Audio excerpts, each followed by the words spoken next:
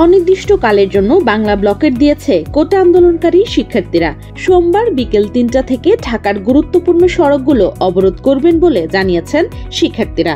ঢাকায় বাংলা ব্লকেটের আওতায় থাকবে শাহবাগ মোড়, science lab, Chankharpul, Nilkhet, Motijheel, Mohakhali, Bangla motor, Farmgate সহ বিভিন্ন গুরুত্বপূর্ণ পয়েন্ট। এরপর যদি দেখা যায় কোনো জায়গায় বাইপাস দিয়ে গাড়ি যাচ্ছে, প্রয়োজনে সেগুলো অবরোধ করবেন বলেও জানিয়েছেন আন্দোলনকারী শিক্ষার্থীরা।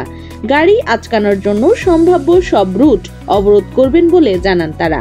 কোটা আন্দোলনের 4 দফা দাবি থেকে সরে এসে 1 দফা ঘোষণা করেছেন শিক্ষার্থীরা।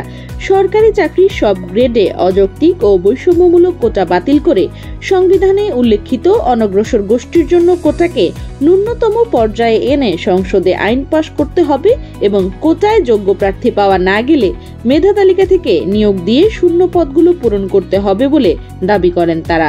এর আগে গতকাল রোববার বিকেলে বাংলা ব্লকেট কর্মসূচি নিয়ে রাস্তায় নামেন শিক্ষার্থীরা।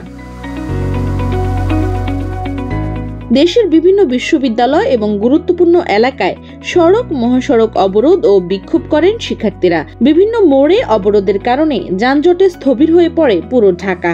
সপ্তাহের প্রথম কার্যদিবস হওয়ায় নগর ভোগান্তি মাত্রা ছড়ায়।